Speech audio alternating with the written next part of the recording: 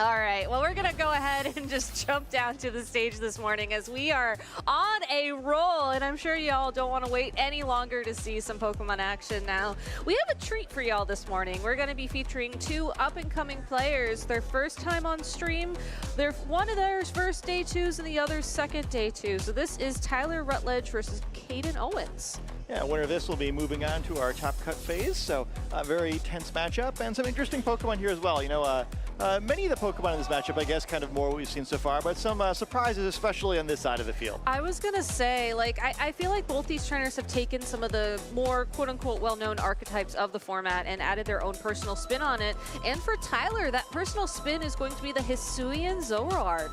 He'll be playing that alongside of Torkoal Lilligant, their best friends, and then Talonflame, Kingambit, and Clefable. So a few archetypes really melded together. Yeah, I'm excited to see this Zoroark. It's a Pokemon we were hoping we might see this weekend. You can kind of run it two different ways, either the more offensive Zoroark like this one, which plays a little bit more like its cousin from Unova, and then some players playing a little bit more support-oriented with like Icy Wind and Will-O-Wisp.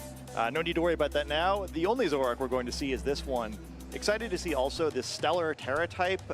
We almost always see it attached to Pokemon that have the Focus Sash, perhaps hoping that the Illusion ability will function as a Focus Sash in the sense of using a not very effective move, so Zoroark can survive a turn or two. I'm glad you brought up Illusion, and hopefully we'll have an opportunity to explain how that works later on. But first, I do want to take a moment to congratulate Tyler on his second regional day two. Again, this is an incredible accomplishment for both these trainers to make it this far in the competition and to still be vying for their position in our asymmetrical top cut. His opponent, Cayden, though, is also running a bit of a unique take on one of the more, I believe we called it the boosting teams. You know, you have Volcarona with the Quiver Dance.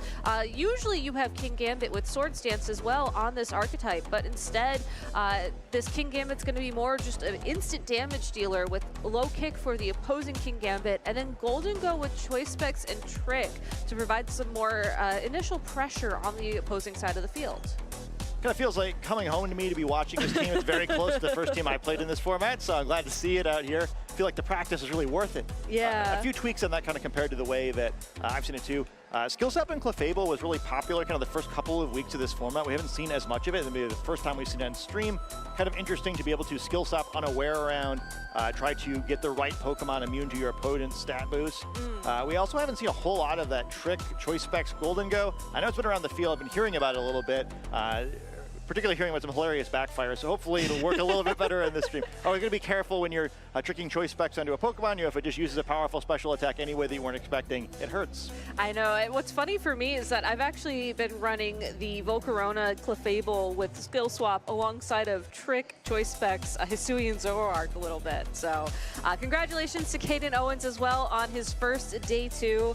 And again, I really am liking this matchup between these two trainers because there's quite a few options that both of them can take to start off this match. On Tyler's side of the field, though, let's get this game started. We're going to see Clefable and the Golden Go out on the field from Cayden. And Tyler, similar idea, Clefable and the Kingambit.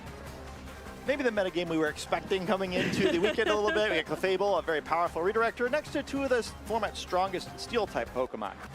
Exactly, and with two of the format's strongest Steel-type Pokemon, there is a lot of initial pressure down on both of these very supporting Pokemon. For Tyler's positioning, though, he doesn't have to worry necessarily about opting for a redirection here, as Make It Rain will just hit both targets regardless. So his Clefable could either Protect, Terrastalize. We saw that he locked into the Protect. And now we have a Follow Me on the opposing Clefairy, which would help redirect a Dark-type attack. However, we saw that Tyler opted for that Iron Head, and we'll have to just see how much damage this Make It Rain does with Choice Specs against the Kingambit. It's not worth it, as you can see. It's not very effective. Finally, that Iron Head, though, is going to be very effective against the opposing Clefable and will activate the Citrus Berry, so it can take one more hit from this Pokemon, but still, really put on the back foot right off the bat. You mentioned the popularity of Swords Dance Kingambit. One thing to keep in mind is the Kingambit on Tyler's side of the field does have that Assault Vest, so just shrugging off that attack, maybe making it a little bit easier for Clefable potentially to take that attack. Also, with the Protected on Clefable, you still have to be concerned on Cayden's side of the field. Was that actually Clefable or was that Zoroark? You don't know yet. That is true. We do have the benefit of Tyler's perspective in this matchup, but in case y'all at home are curious, the way that Zoroark works is that it will take on the illusion of the last Pokemon you pick in Team Preview. So in this instance, not as relevant, but in Game 2 or potentially even in Game 3, what is very definitely a Clefable could very much not be a Clefable. But there will be only one Clefable left on the field at the end of this turn as Tauros, the Aqua Breed Tauros, will be intimidating this defiant Kingambit. And don't forget, it has that Mirror Herb, so this Tauros has done this on purpose. It has, and that's such a different approach to intimidate users that we've seen recently. Obviously, Incineroar, sometimes we'll just go for that Intimidate on the opposing Defiant Pokemon because there isn't too much that they can do in retaliation, but this Tauros will be able to retaliate quite nicely with a close combat at that boosted attack stage. Another Make It Rain from this Golden Go will again do some decent chip damage to the opposing side of the field. We'll be dropping its special attack in the process, and without Clefable to redirect any attack, one Kowtow Cleave is all it takes to pick up that KO. And great read there, knows that there's not going to be a follow me. Picked up a knockout and a critical Pokemon. Also gained some critical information, sort of for both sides. With both Clefable switching out there, we learn both which Clefable is faster and also does reveal that it must actually be Clefable because the speedy Zoroark would have left battle first and gotten its friend Talonflame intimidated. Exactly. So now that we know there's no Zoroark in play for Cayden, he can kind of use that in his predictions a bit more. You have to wonder what that final Pokemon is, especially knowing that Talonflame was chosen. This Talonflame too is a bit unique with Skyplate, Gale Wings, that's already broken, but also has upper hand. So not that there's any priority moves on the field right now, definitely not something that Cayden's probably practiced against. And Tauros is not really well positioned where, it's able potentially to do a bunch of damage to either of these Pokemon. It's Clefable there to protect it. And, with Kingambit being the slowest attacker now on Tyler's side of the field, like a super clear path toward knocking out Tauros, who resists all of its moves.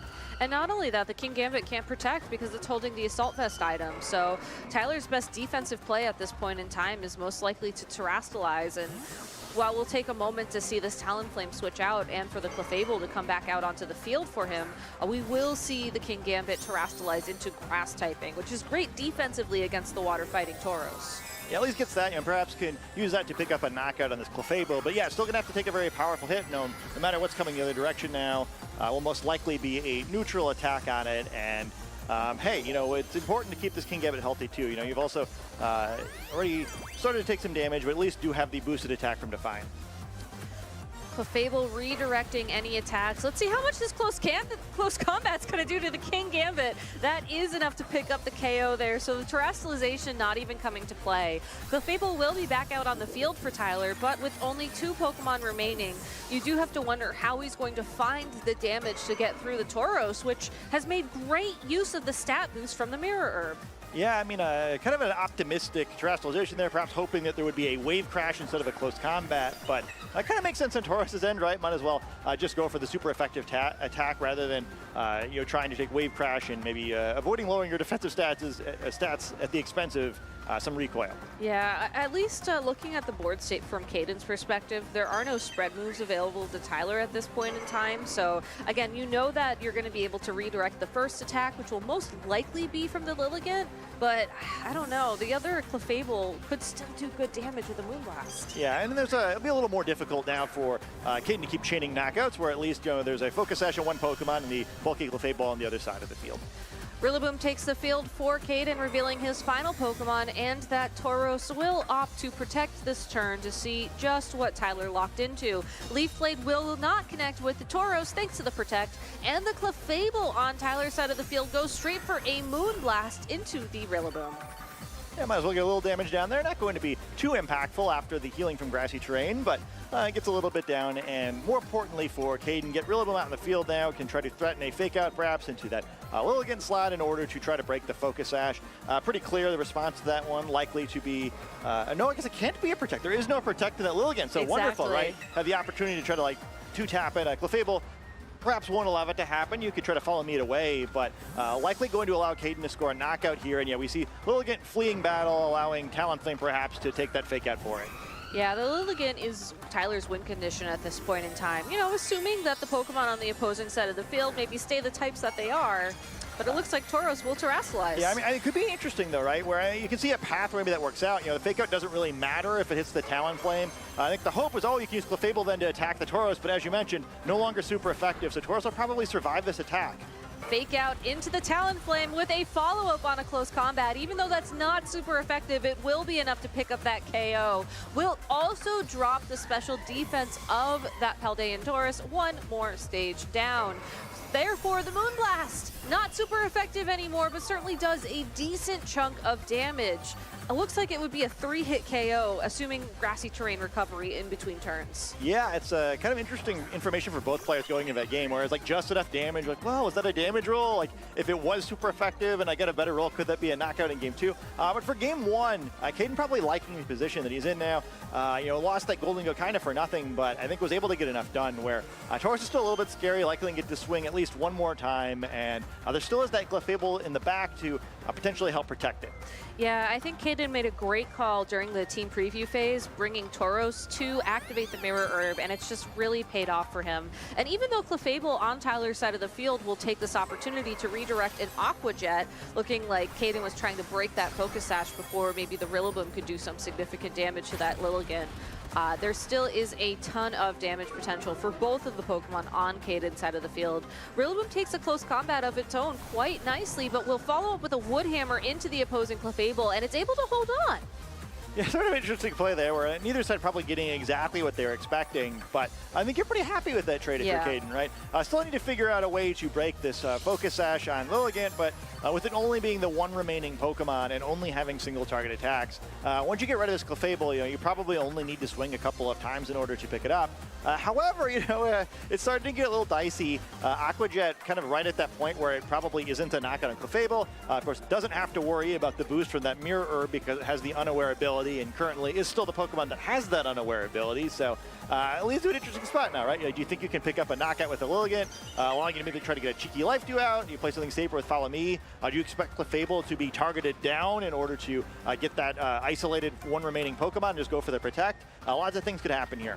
One other thing I want to call out is that the Rillaboom on Cayden's side of the field is holding Assault Vest, so it's one of the Rillaboom that you'd expect to see from the previous format. It's a little bit more bulky at the cost of its ability to do damage, and I think that definitely came into play with the damage from the Wood Hammer in the previous turn. Cayden will switch out the Rillaboom, looking to save a fake out for later on in this battle, and the Tauros as well, going for a Protect, so waiting to attack when it has the protection of Follow Me alongside of it. We see a matching Protect on the opposing Clefable, and Close Combat falls short of picking up the KO on the opposing Clefable, thanks to its typing and that natural ball.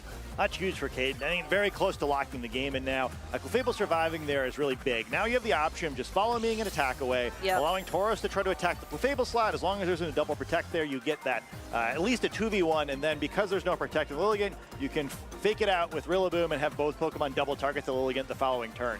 Perhaps on Tyler's side, you get something like very surprising, or maybe just go for the double Protect, trying to get a little bit extra there because he seems like he's just like a turn too slow right now. Yeah, I think the fact as well that you force the Lilligant on the opposing side of the field to rely on close combat, dropping its special defense, does make it a little bit easier for it to take damage from even a resisted attack from the Tauros. Leaf Blade, though, will pick up the KO on the opposing Clefable, so that's one Pokemon down for Tyler, evening up the Pokemon count. The Tauros will be the next Pokemon to attack and will finally go for a Terra-boosted Wave Crash into the opposing Clefable, and that will also be enough to pick up the KO. So it is now a 2v1 situation with fake out support and no Protect on Tyler's side of the field, so we'll probably see this resolve in a turn. Oh, I think so. Yeah, it's hard to imagine how the poor Lilligant's going to get through this one. Really gets to set his terrain back up, which probably isn't going to matter too much here, but, you know, always feels good. And yeah, the combination of a fake out and now a mostly a close combat into this Lilligant that's already lowered its defenses with its own close combat, having to deal with also the boost from the Mirror Herb and the Tauros. This Lilligant could be knocked out several times. Yeah, and it is interesting to me that Tyler... No. That was a huge fake out. I kind of want to see how much damage a fake out can do now, and if it's possible for it to get a one-hit knockout on a Lilligant after, what, maybe 4 or 5 defense drops. But anyways, that's for me in my own time later to figure out. For now, Cayden Owens will win game number 1 in the set, and I want to talk about adjustments for Tyler, because it's very interesting that he opted to bring the Hisuian Lilligant without the Torkoal, which is the Pokemon that 9 times out of 10 you see side by side, just given their natural synergy, given the fact that it would weaken those water type attacks from the Tauros. It seems like a really good adjustment for him in game 2. I think it's really cool insight to kind of how he probably got to this point in this tournament too, where like one of the reasons why I'm kind of a little shy about the whole Torkoal Lilligant thing is like needing a 2 Pokemon combination is a little restrictive. Perhaps Tim is willing to just bring the Lilligant on its own, and I think if you don't have the problem to me was really allowing Tauros to take advantage of King Gambit like that. I think it's just an absolutely perfect mirror herb execution, and there's stuff he could have done to get back in the game there, but he was so far in the back foot from that point in the game. I think to me that's the key thing to change. Maybe you don't bring the King Gambit at all. If you do, maybe try to be a little bit more careful about when it comes in. I think one of the problems is going to be one of the slowest Pokemon in this matchup, so if you have it out in the field, even if you try to switch it out, it will likely switch after whatever Pokemon switches for Tauros, and then it's too late.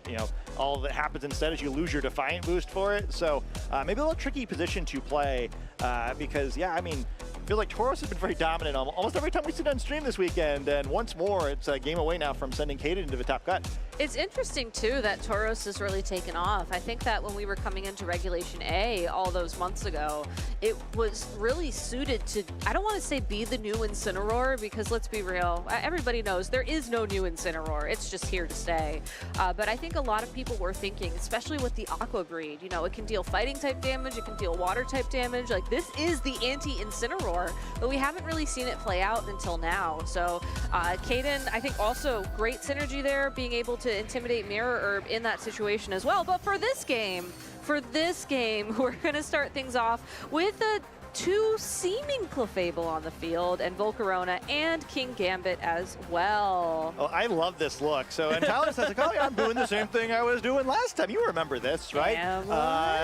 Something seems a little bit different here. Oh, he's going to go for it, too. And I think on Cayden's side of the field, it's interesting, too. He did do a switch up here, perhaps expecting something different on Tyler's side, which it looks like he did not do. Interesting, too, there's a kind of a neat bait on the field as well, where because the King Gambit's out there, it's really tempting to switch into Tauros, and that might not go so well if it happens. All right, well, watch Cayden's face closely here, because if he's paying attention to the open team sheet, he knows that Clefable is Terra Electric on Tyler's side of the field, and we know that that's Terra Stellar. And fun fact, actually, now the cat's out of the bag. The Incineroar is out of the bag, except it's not Incineroar. It's a Hisuian Zoroark going straight for a Hyper Voice into the Clefable and the Volcarona. Look at Cayden's reaction to that.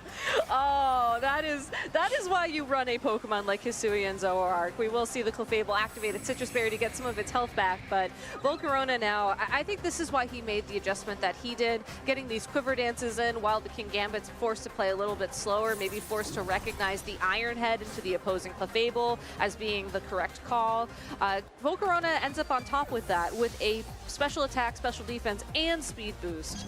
But there's also a Hisuian Zoroark on the field now, which changes the game entirely. Yeah, it's a lot of fun, right? Where that's a heck of a turn. Critical hit doesn't matter. They're based on the damage we saw in the first turn, and now we see the drawback of it, right? You get a free switcher Tauros. Speed doesn't matter at all now. We'll get the Intimidate boost, but sort of a precarious position where can a King Gambit at +1 attack pick up a knockout on this Volcarona with Sucker Punch? If so, things look really bad, right? You really do not want to take or let Zoroark blast away potentially at this Tauros. Yeah, and not only that, if you decide to try for the Sucker Punch into the Volcarona, you always run the risk of getting burned thanks to its Flame Body ability. Volcarona, I feel like, is a very natural response in the metagame right now to Pokemon like King Gambit, being able to, if you expect a Sucker Punch, you can get those stat boosts in, force the attack to fail, or you could even just say, yeah, you can attack me, but you might get burned. So I think overall, even though it's great that the Tauros is still in a very commanding position here, I do think the King Gambit is going to suffer a bit as a result. Yeah, I mean, the one positive trade-off is, as we see, Tyler considering his move, you do have that Clefable in the back. Both these Pokemon's increased stats, not going to do anything to Clefable and as Follow Me. Volcarona does at least have the spread option with Heat Wave to do some damage, which the King Gambit certainly isn't going to enjoy, but perhaps Zora could survive a single Heat Wave. I mean, Clefable could survive. Wait, there's 2 Clefable. I know. This is also the other fun thing about running Hisuian Zoroark, and I say this as someone who's been in this position but with 2 Clefairy on the field before, and then my opponent had a Clefairy as well. There's just 3 Clefairy. No Clefable will take damage from the Tauros, and that was actually the Zoroark not taking damage.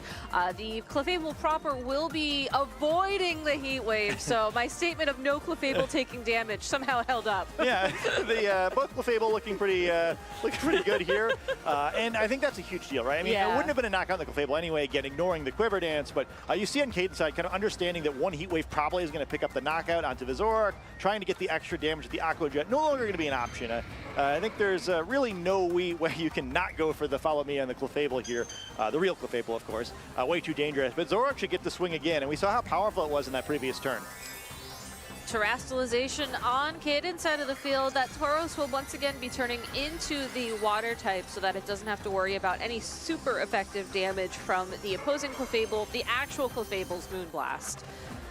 Volcarona now going for another Heat Wave, and it will connect with the Zoroark, finally revealing itself, the illusion wearing off, and will be knocked out for its trouble. So now Tyler was looking at that Pokemon to pick up the KO on the opposing Volcarona. It's no longer really an option here. Wave Crash from the Tauros will follow up now, will get the boost from the Terastallization, does not have the boost from the attack because of the unaware ability. Finally aware of how that works. Thank you, Scott, for calling it out until I internalized it. But Moonblast still puts it within KO range from another attack. So that's really important information, I think, for Tyler, is that even though this Clefable will have to dodge another Heat Wave and probably a Wave Crash for its trouble, these Pokemon are running out of health on Cayden's side of the field. Yeah, so to me the really important thing about last turn is it turns out actually no, Zoroark can just be knocked out by the Heat Wave after a single Quiver Dance, doesn't need any Aqua Jet help, and because of that I think that was a much worse trade than it seemed like it was going to be. It's still not the end of the world. The positive thing for Tyler here is this Gale Wings is still intact, threatening a knockout almost certainly on either of these Pokemon, but yeah, I think you're hoping for a little bit more in that previous turn if you're Tyler. You know, you spent your Terastallization, you had to switch Kingambit out, you kind of gave up a free buff to the Tauros with Mirror Herb in order to get those attacks off the Zoroark, and I don't know if a single Hyper Voice is going to be or have been enough. It does make me wonder, though, which Pokemon you prioritize knocking out if you're in Tyler's shoes. You know, your last Pokemon is going to be Kingambit, and it's going to struggle against both of these two. Talonflame's probably not going to keep Gale Wings after this turn either. Yeah, I mean, it's going to have to remove its own probably, right? Where I think you probably have to take out Volcarona and just hope that perhaps you're naturally quicker than the Tauros. Looks like that's the path he's going to go. Talonflame also has upper hand, though, so if you can force your opponent into picking that priority Aqua Jet as its attack next turn, that could be an option to outspeed, even when you lose your own Gale Wings thanks to Brave Bird. And that's what we see from Tauros. Aqua Jet into the Clefable will be enough to knock it out. And just like that, both trainers down to their final 2 Pokemon. We know Tyler has the Kingambit, but the big question is, who is Cayden's final Pokemon? It is the Golden Go, like we saw in Game 1. Ooh, that's great if you're Tyler. So, hey, you know, maybe Zoroark was enough after all. Kingambit really going to enjoy battling both these Pokemon, and even Talonflame is a pretty positive type matchup. Now, yeah, I mean, do you go for the upper hand where you got to feel like if you're Tauros, both these Pokemon can move first and knock you out, so you kind of have to use Aqua Jet, but then, oops, you know, maybe kind of a mistake, and then I think no matter what happens, the important thing is just Talonflame needs to deal with this Tauros so that the isolated 1v1 between Kingambit and Golden Go is definitely going to go Kingambit's way. Even if the Golden Go were to try to trick away the choice specs as well, like, it's still going to have to rely on attacking move in order to deal damage, and at some point in time, a Sucker Punch would be able to connect for super effective damage. So Cayden's really in a tough spot here and has to make the correct call in terms of targeting to ensure that he's able to find the win con. Yeah, it's like double accurate 2 for Cayden, where a Sucker Punch would also knock Tauros out, but it's not going to be a priority move. Whiffing the whiffs the upper hand, whiffs the Sucker Punch. Yeah, that is going to be close combat then into the Kingambit for a knockout, which means Golden Go must have tricked the choice specs onto the opposing Talonflame. Now, because Trick happened after the Talonflame attacked this turn, Tyler will have the opportunity to pick his attack moving forwards, but Brave Bird's not going to get that KO against Golden Go. Yeah, none of them work, right? Where you need Brave Bird to deal with Tauros, well, I mean, you need another Pokemon to deal with the Golden Go, and it looks like Tyler's made that choice, and Cayden's going to lock his spot in the top cut. Yeah, Cayden Owens going X and 2 overall in the Swiss rounds of competition. Will be moving on to his first ever top cut with a really fun team of the Golden Go, the Tauros with the Mirror Herb.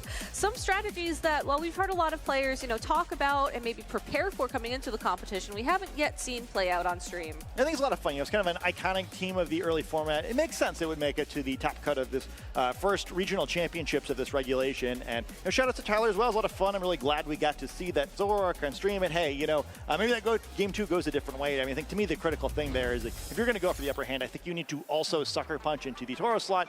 There's really no cost to that because the sucker punch is just going to move over to the Golden Go if you pick up the knockout anyway. Pretty risky to fire it into the other slot instead. And unfortunately, that mistake ends Tyler's tournament. I wish that we could have had like a player camera follow the few players who are running Hisui and Zoroark around in the tournament just to see that moment where their opponent realizes, oh, that is not the Pokemon I thought it was. And I know that we have the replay here, and sometimes they do like the face reactions. I'm kind of hoping we caught Cayden's, just trying to manifest that out here. But again, it was a really fun set. We saw some of the trade-offs that players have made coming into this tournament play out. Assault Vest on Rillaboom doesn't do as much damage as that Miracle Seed item that we've seen a lot of top players bring. The Tauros with the Wave Crash into the opposing Clefable really have to relying on that Terastallization to get boosted damage. And even Lilligant as well, showcasing that there is a way to play it moving forwards without the Torkoal beside it. You just have to be careful about how you align it in the overall matchup.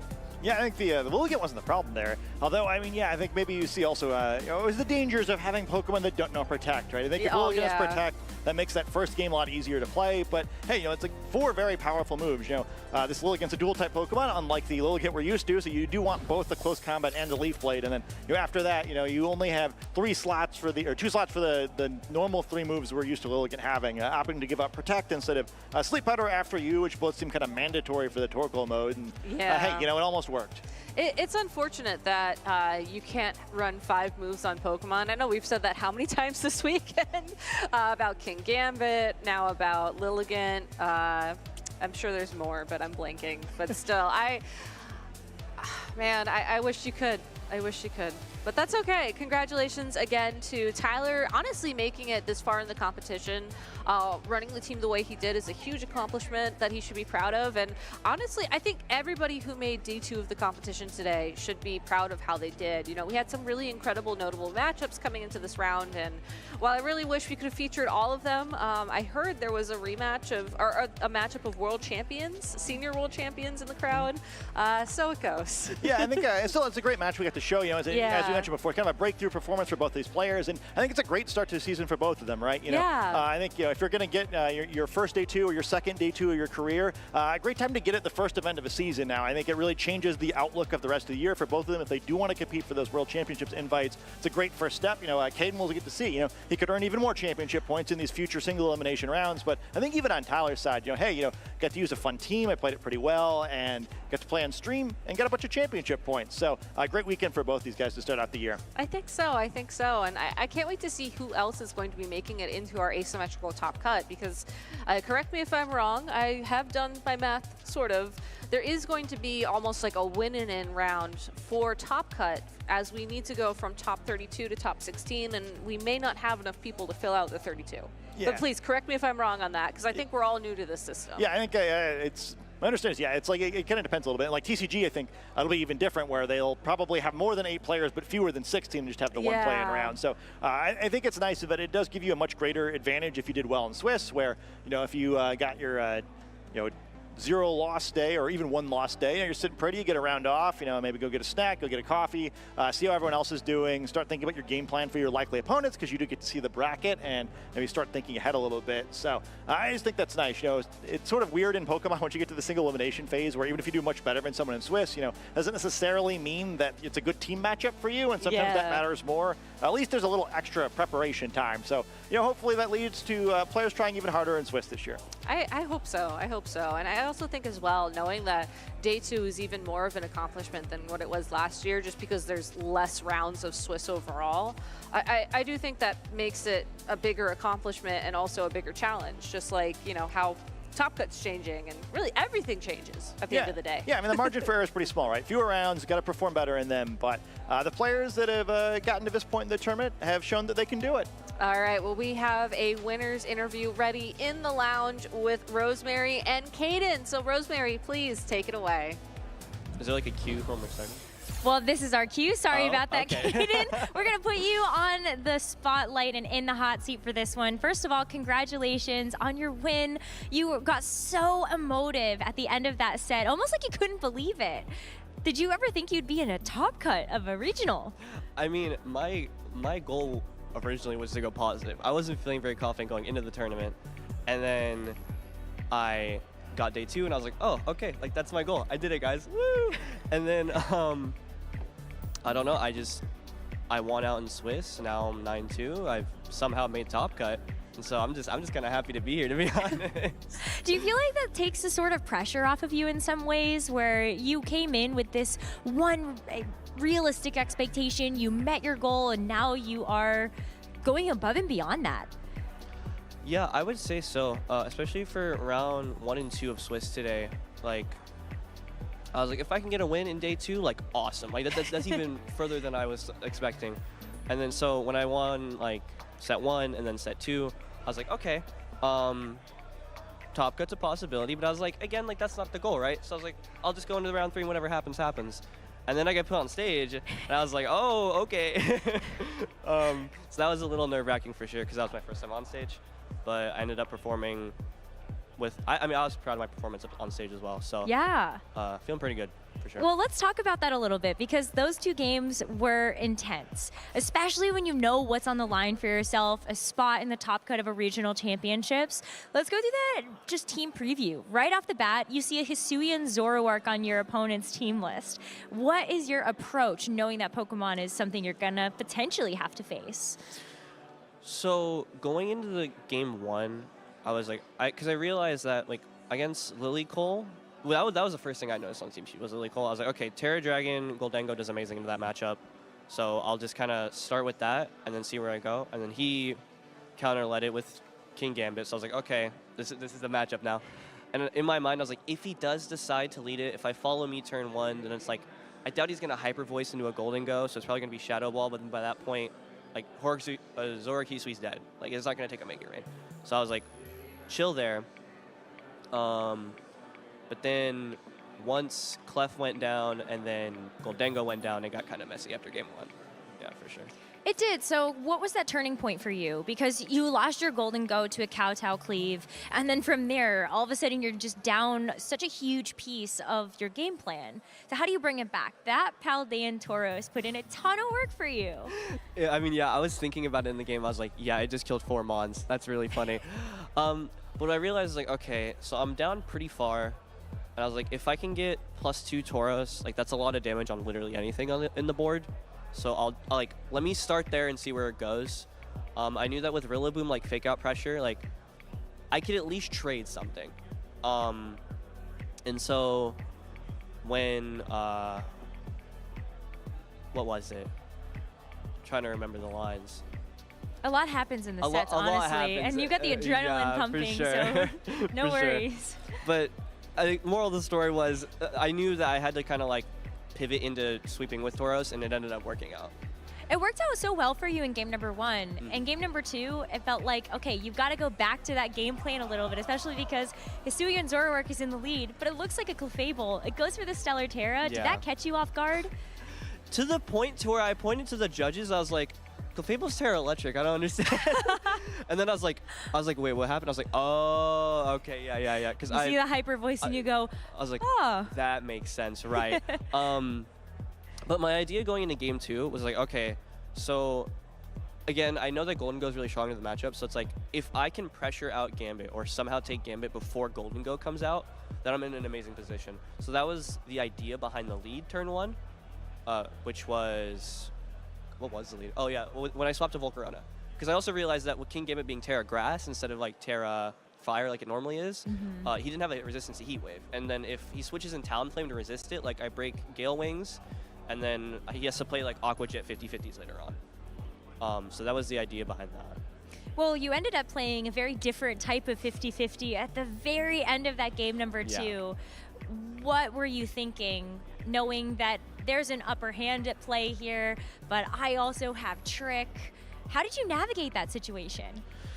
So what I kind of figured was like, okay, so upper hand of the Tauros Aqua Jet is like incredibly obvious. And then Sucker Punch the Goldango is also incredibly obvious. And I was like, I have a game to work with. If I get the call right, then I just win on the spot. If I lose, then like we can adapt game 3 and figure it out. And I also thought like it takes a lot to not click upper hand in that spot. So I went for the CC into the Gambit, and I thought to myself like, okay, if I trick here and I kill the King Gambit, then even if he like Brave Birded into, well, I guess he could have Brave Birded into the Tauros, but assuming he clicks upper hand, like Goldango always wins if Gambit's off the field essentially. But again, I couldn't get Sucker Punched, so I was like, okay, I'll just trick into the Talonflame. Like that avoids Sucker Punch. Like it's just the call that I have to make, and it ended up working out, and then I got the win. That is really amazing, especially when you're in such a high-stakes scenario. Having to keep your cool like that is certainly a skill that you develop over time. But if I'm not mistaken, you haven't been playing competitive Pokemon for a very long time. So what's that journey been like for you? It's been a like oddly steady climb. So my first regional was Pittsburgh of last year. And going into that format, which I think at the time was Regulation D, was like, that's when Urshifu got introduced. It was mainly just kind of a test of like, do I enjoy traveling? Do I enjoy like genuinely competing? Because like I'll play on online tournaments and whatnot, but you know, that's just a whole different ball game than, you know, the regionals. But there I went 6-3, but I didn't have a win in it. So at that point I was like, okay, I have potential to like make a performance. So that's nice. And then after that, I went to Orlando because I already lived nearby. I was like, all right, I'll just go. And there, I also went 6-3, but I did have my chance to win it in. And so that was kind of my first feel of like genuine like pressure, because that's a whole different ball game of like, you're just sitting there one-on-one, and it's like whoever wins goes. You know what I mean? And so coming into this tournament, I was like, okay, well, didn't get my win in the first turn. He went 6-3. Got to my win and lost. It's like, you know, if it's part of the plot, like I have to make day 2 now. And so, you know, once I made day 2, and then that's kind of just been the general progression of it. It's good exponential growth for you, it feels like, from event to event. And now that you've been able to do a couple of regionals in a row, I'm sure you're feeling pretty good after your performance at this one, but what do you think of trying to go for a Worlds invite, or like sort of what are your next big picture plans for VGC? So last year I was like, okay, let's see if I can like qualify for Worlds, or like see how many points I can get. And I just wasn't able to travel because, like, you know, life stuff happens. Of course. But I was able to have performances, so I was like, okay, that's cool. And so going to this one, they obviously changed the qualification for Worlds, where it's like the top 75. So I was like, okay, Worlds is probably going to be pretty hard this year. A lot of people are going to be gunning for it and whatnot for those spots. So I was just like, okay, like let's just take it tournament by tournament. And then if I end up like getting a lot of points, then like maybe we can like, you know, try to see where we can go from there. Well, there is a potential spot to just automatically qualify for Worlds if you win the tournament. What do you think about your chances for that?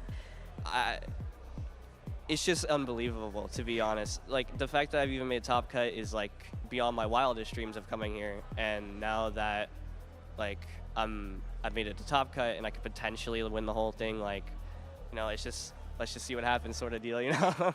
I love that attitude. I think the last thing I wanted to ask is if you had any advice for anybody that is seeing your journey right now and is really inspired by the fact that your first regional ever was last season and now you're finding yourself in a Top Cut just over the course of a year. What would you give to them in terms of starting out their own competitive journey? It feels so weird to give advice because I feel like I've been the underdog this whole time. But or maybe something you wish somebody told you before you started playing. I think honestly, just like it's just about putting in the effort for it, you know. Like starting out, it's gonna be rough. Like you're gonna get slammed on ladder a lot. You're gonna there's like a big learning curve that you're gonna have to understand. But once you get past that and you start like grinding out like the online tours, I think that's a huge resource. If you're learning the game, grinding out the online like online tournaments to get tournament experience and like best of 3 experience, especially on kart, very huge. I think that I can attest a lot to my success. And just trying to like have an open mind about it, you know, that and like, you know, I think That's really great advice. Thanks for sharing that. Final thoughts from you to anybody that's supporting you or just people that have been cheering you on? I mean, I could shout out so many people. I think it's the Gohen camp, the Discord server. They've been helping me out. Spicy in the crowd. Emilio's been here the whole time. A lot of people have been in my corner this weekend. I'm really, really appreciative of that. I, honest to God, don't think I would have made it past day 1 if not for them. So shout outs to all those homies out there. That's awesome. Cayden, thank you so much for joining us again, and congratulations on Top Cut. Thank you. Best of luck. Thank you. We're going to go ahead and take it to a short break, but when we come back, we will be getting ready for the Top Cut of the Baltimore Regional Championships in 2025. Don't go anywhere.